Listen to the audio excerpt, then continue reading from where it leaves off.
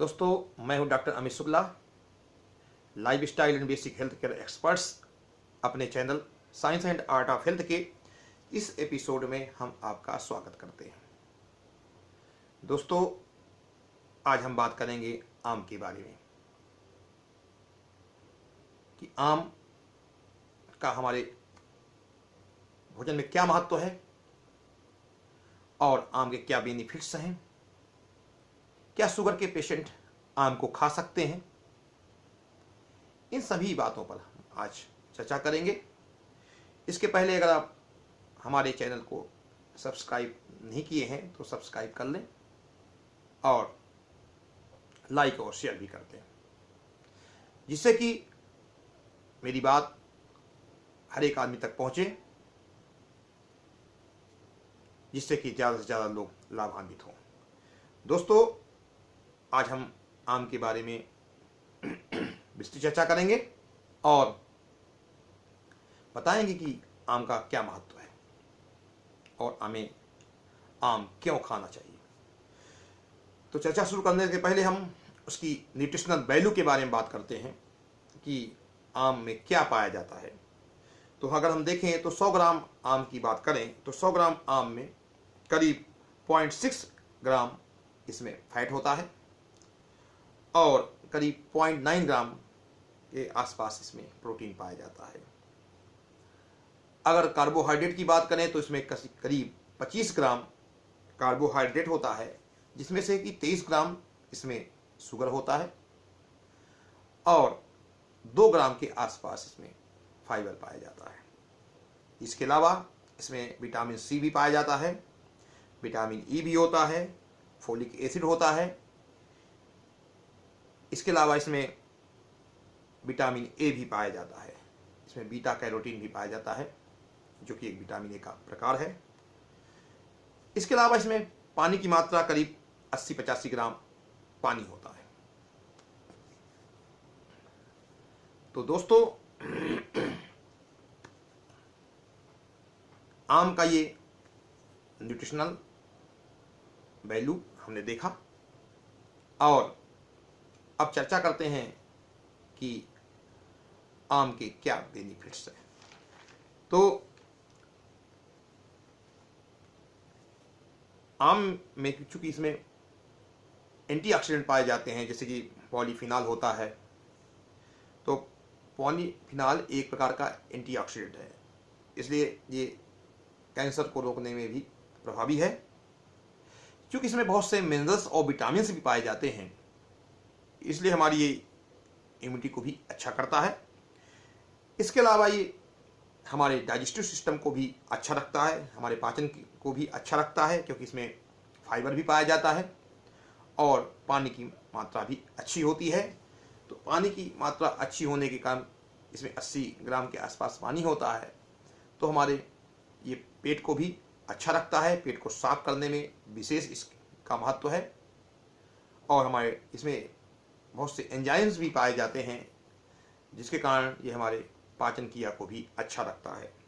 इसके अलावा इसमें चूँकि विटामिन ए पाया जाता है, तो हमारे आँखों के लिए भी अच्छा है। और विटामिन ए के अलावा इसमें ल्यूटिन भी पाया जाता है, तो ल्यूटिन भी आँखों के लिए, हेल्थ के लिए अच्छा माना जाता है। तो हम इस प्रकार देखते हैं कि आम में वो सभी प्रॉपर्टी हैं जो हमारे हेल्थ के लिए अच्छी हैं, जैसे कि एंटी कैंसरस होता है, इम्यूनिटी को बढ़ाता है, डाइजेस्टिव सिस्टम को अच्छा रखता है और हमारी आंखों के लिए भी लाभप्रद है। अब रही बात ये कि इसको डायबिटीज़ के मरीज खा सकते हैं कि नहीं खा सकते, इस पर थोड़ी सी बात। तो चूँकि इसका ग्लाइसेमिक इंडेक्स जो होता है वो 51 यानी 51 होता है, और ग्लाइसेमिक लोड की बात करें तो इसका 11-12 के आसपास इसका ग्लाइसेमिक लोड होता है। चूँकि शुगर की मात्रा इसमें होती है, करीब 100 ग्राम में 23 ग्राम के आसपास शुगर होती है, लेकिन इसका जो ग्लाइसेमिक इंडेक्स है वो 51 है। तो ये लो ग्लाइसेमिक इंडेक्स के अंदर इसको रखा गया है, लेकिन इसका जो ग्लाइसेमिक लोड है वो थोड़ा ज़्यादा होता है, यानी मीडियम होता है। हम 11 से ऊपर जो ग्लाइसेमिक लोड होते हैं उनको हम मीडियम की श्रेणी में रखते हैं, यानी ये शुगर को बढ़ाता है। लेकिन हमें एक निश्चित मात्रा में अगर हम लेते हैं तो ये शुगर को इतना ज़्यादा प्रभाव नहीं डालता है हमारे खून में कि वो नुकसान करे। तो एक तरीका है जिसके तरीके के तहत अगर हम आम को लेते हैं तो हमारे शुगर की लेवल को ये डिस्टर्ब नहीं करता है। तो कौन सा तरीका है इसके बारे में थोड़ा सा जान लें। इसके लिए हमें क्या होगा कि चूंकि इसमें प्रोटीन और फैट का कंटेंट भी कम है, कार्बोहाइड्रेट की मात्रा तो ज़्यादा है लेकिन इसमें प्रोटीन और फैट की मात्रा कम है। तो अगर हम किसी फूड मटेरियल में प्रोटीन और फैट की मात्रा बढ़ा देते हैं तो उसका एब्जॉर्प्शन जो है वो कम हो जाता है। तो आम के बारे में अगर कहें तो आम में अगर हम 100 ग्राम आम लेते हैं और उसमें हम प्रोटीन और फैट इतनी मात्रा में मिला दें तो उसका एब्जॉर्प्शन कम हो जाएगा। तो हमारे शरीर में जो इम्पैक्ट आएगा उसके शुगर का वो कम आएगा।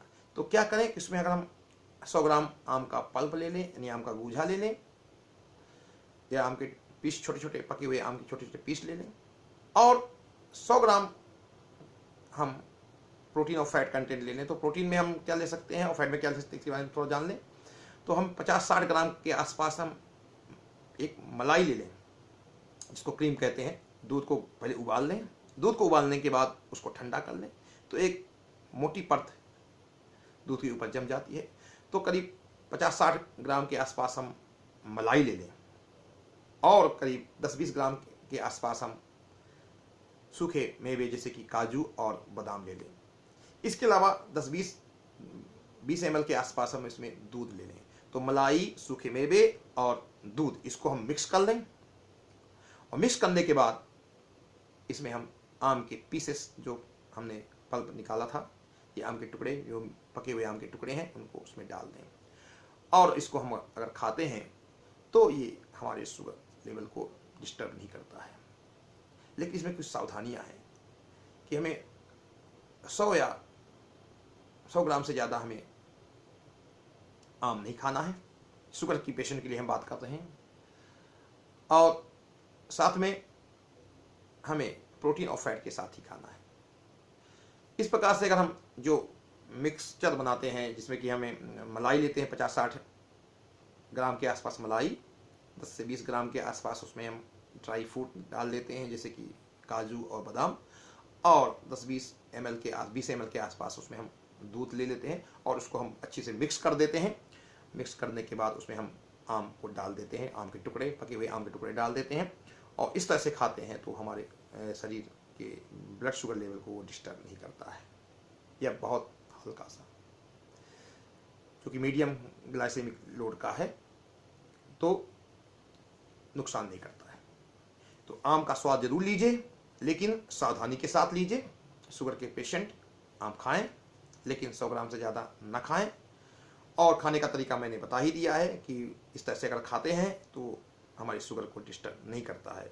और चूँकि इसमें कैलोरी भी होती है तो मोटापे से जो ग्रसित हैं उन लोगों को भी सावधानी पूर्वक ही खाना चाहिए आम को, क्योंकि इससे भी उनका मोटापा बढ़ने का चांस बढ़ सकता है। लेकिन उसमें अगर हम प्रोटीन की मात्रा बढ़ा देते हैं, फैट की मात्रा बढ़ा देते हैं तो इतना नुकसान वो नहीं करता है। अगर ये मेरी जानकारी आपको अच्छी लगी तो मेरे चैनल को लाइक, शेयर और सब्सक्राइब कर दें। और चैनल देखने के लिए बहुत बहुत धन्यवाद।